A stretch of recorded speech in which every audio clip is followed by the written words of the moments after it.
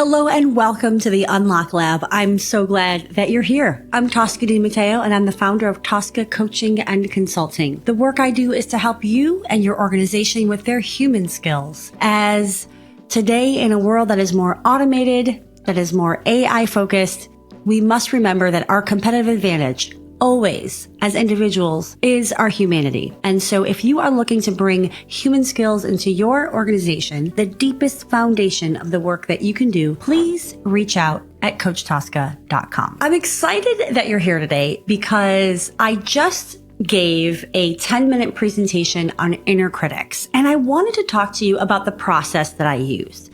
Not because you might be looking at being a speaker in your career, but more so because regardless of your professional field, you probably have to get in front of folks from time to time, whether you're giving a presentation or maybe whether you're interviewing or whatever the case might be. But I think sharing with you my process might be helpful, whether you hire speakers, whether you are a speaker, or whether you just know that sometimes you have to get in front of other people and speak. So here's the thing. I have a beautiful keynote talk on inner critics that I've given that is about 45 minutes. I also do workshops on inner critics, and that can range from 60 minutes to 3-hour-long workshops. And to give a talk in 10 minutes about a topic that I'm deeply passionate about, that I have a lot of content on, means that I have to really spend some time figuring out what is it that I want this audience to know in just 10 minutes. You know the famous saying that says, well, if I had more time, I would have made it shorter.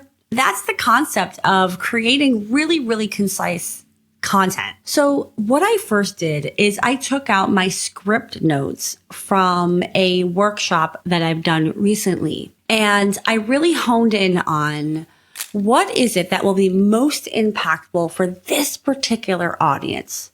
So the first thing, first and foremost, with any kind of presentation or talk is that you have to center the audience, which is what I did. I really sat with myself and said, who is going to be in this room? That grounds everything. The second thing that I do is say, okay, what is the one thing I want them to take away from this conversation? And that helps to anchor how I then cut and call and decide what to talk about. Now, what I did for this particular format was I decided to use this like 3-2-1 approach. So I decided to talk about 3 myths about inner critics, 2 things that you can start to do to shift your relationship with your inner critics, and then 1 thing that will change your approach to life in general. So this allowed me to have a framework that I could remember myself so that when I was in front of the group, I could remember and come back to.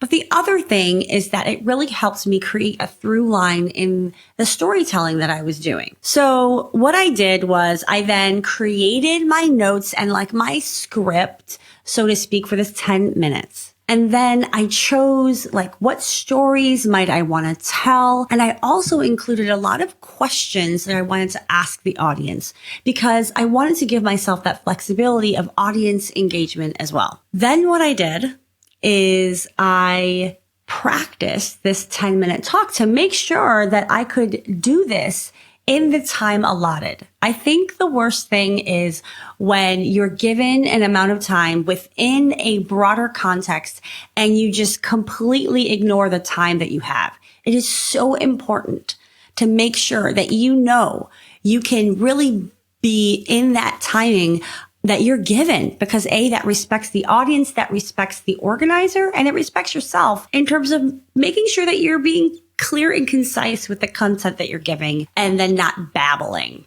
Those were all kind of the pieces related to the actual content. But another thing that I spend time with, actually more time with than anything else probably, is coming back to myself and finding the calmness and the stillness within me so that I can connect to my deep innate knowing around this topic so that I am not relying on some script or some bullet points that I outlined. Because the idea is to really connect with the audience. I need to be deeply connected with myself. And when I'm connected with myself, that means I'm also connected to the content. And I'm not focused on perfectionism. I'm not focused on, oh, did I exactly hit that bullet? Because the minute that I'm in my head, when I'm in front of an audience, is the minute I lose them. So I spent time journaling, and I spent time just literally at my altar and just breathing deeply and just connecting with the audience in my mind. Like, who was going to be in this room, and what did this room look like? And how did I want to serve this audience? What is it that would be helpful?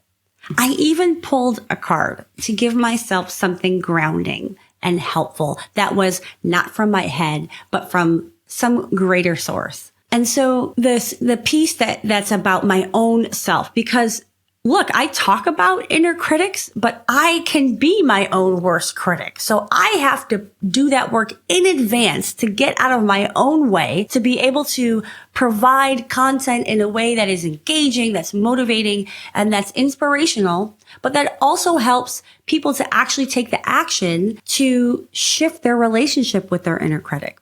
So it's all very meta for me. I'm always in the work as I'm doing the work. So the other pieces of the puzzle of preparing for a presentation, which are really important, is making sure that I feel good from the inside out. And that means that I picked out my outfit in advance to make sure that I tried it on and I felt comfortable, because I know myself.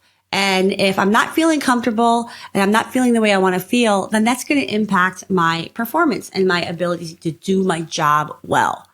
So I picked out, and actually this is what I wore for the presentation. I picked out my jewelry. I picked out all these things in advance and I tried them on.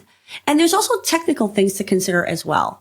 I have to consider that, like, if I put on some bracelets or some jewelry that's making noise, that's going to be a problem. It's going to be distracting, not just to me, but to my audience. Preparing for that, making sure that I had all my ducks in a row so that the morning of, I'm putting on my clothes, I'm doing my hair and makeup, I'm doing all the things, and I'm not thinking about these things last minute.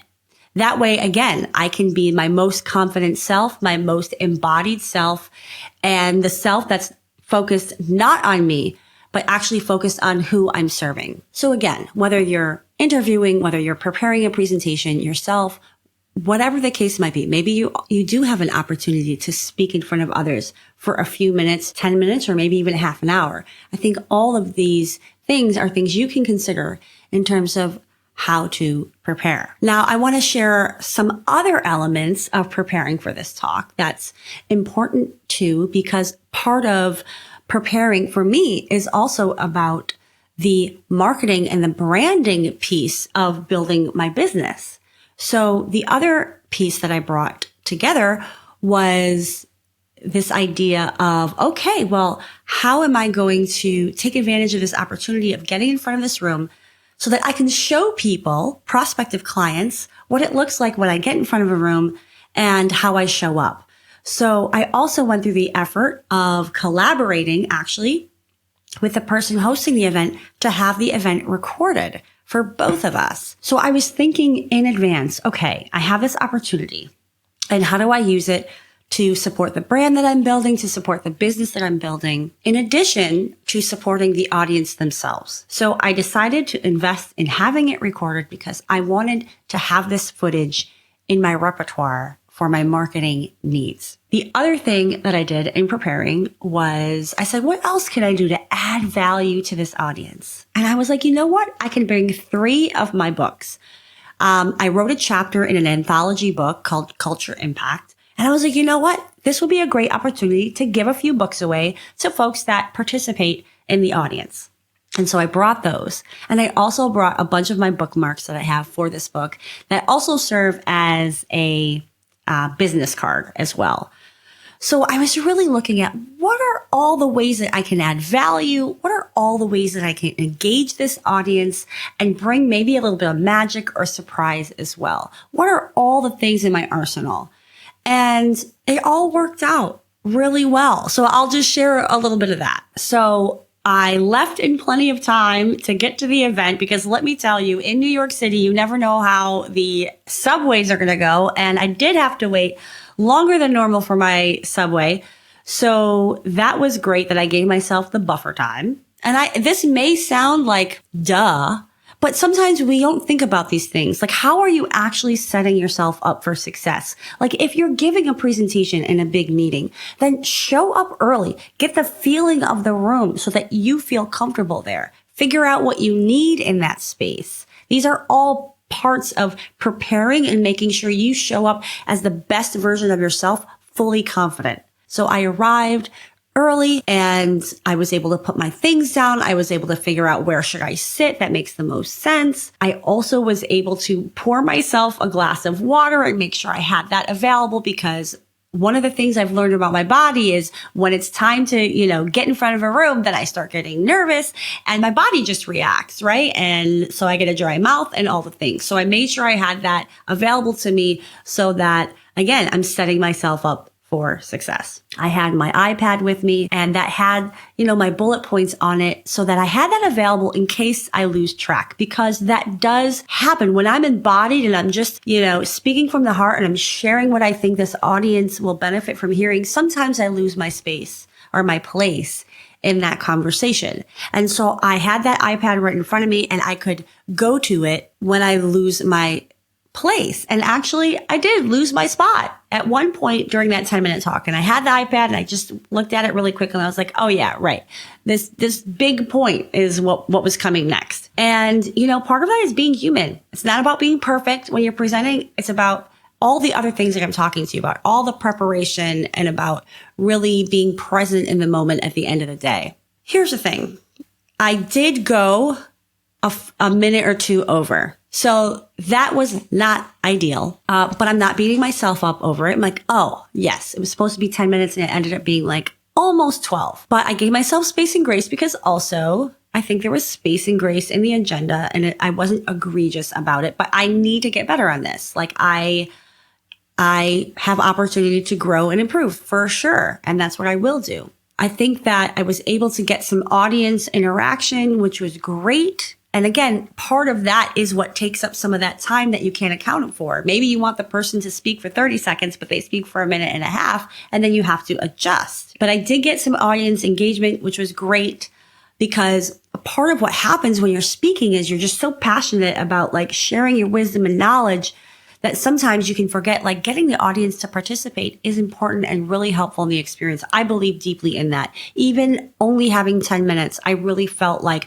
I wanted to make sure that the audience could engage just a little bit so that there was some spaciousness there. It's part of how I do what I do, and it's part of what I believe is most impactful in these situations. And I'm so glad I did, because the value of people sharing about their own inner critics in a room is so validating for people. And it helps people to realize, oh, right, I'm not alone. And all of that is part of my objective of what I wanted for that conversation, which is like, you know what, we're all dealing with our inner critics. And by helping people to engage and inviting them to share, that's how I was able to accomplish that as well. Oh, right. I can look over at this gentleman and he's saying has inner critics. And I can look over at this woman and she's talking about how she celebrates herself to combat the inner critics. All of that is part of what creates an experience for people. And that's really what you're there to do when you're sharing your knowledge. You're creating an experience. So I am super glad that I had this opportunity with Skyco Networking Group.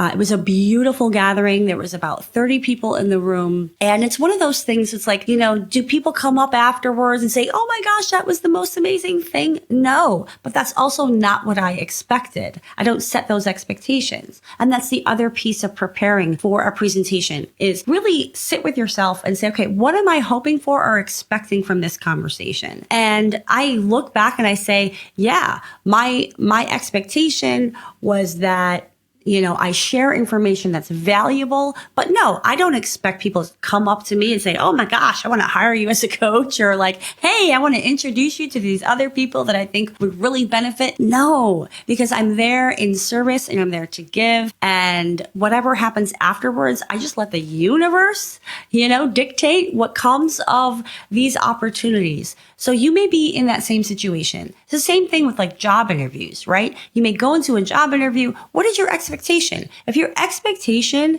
is that you're going in there to show up in the best way that you can, the best version of yourself that you can, and be unattached to the outcomes, be unattached, do I get that job? Do I get that offer? Then that's great, because we can't control anything but ourselves. And I think when you are of service to other people, that's what's most important.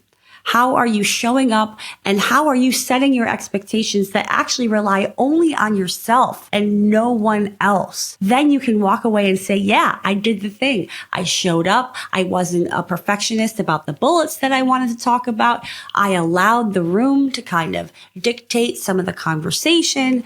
All of those things are things that you can control. And therefore, at the end, your inner critics won't get in the way, and for sure, at the end of the whole thing, I'm like, oh man, I could have done better. I could have done something else. I could have tightened it up a little bit. I really wanted to hit that 10-minute mark. But at the end of the day, I came back and said, look, I did the best I could. I learned some things. I had some great interactions afterwards.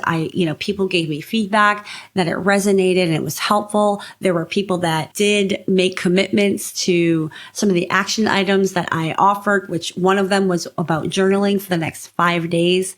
So by going back and saying, how did I define success for that talk? I'm able to keep my inner critics at bay, and I'm able to celebrate myself and say, yes, I did the thing, and it's all really meta for me, right? Because I teach inner critic work because I have to do so much work on myself with my own inner critics and keeping them at bay. So I know that for most people, getting in front of other people and talking, especially for any length of time, that can be intimidating. But really managing your inner critics are a big part of how you do this. And do so successfully and not beat yourself up, but rather celebrate the wins and how you showed up for yourself and for your audience. Those are the two components. How are you showing up for your audience, and how are you showing up yourself? Are you showing up in the best possible way?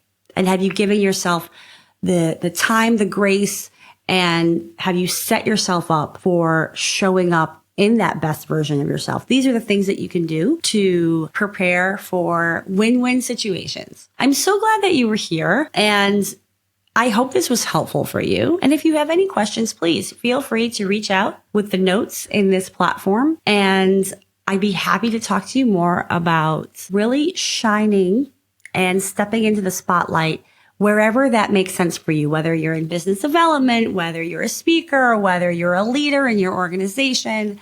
Happy to support you in whatever way you need. Well, thanks for joining me in the Unlock Lab, and ciao for now.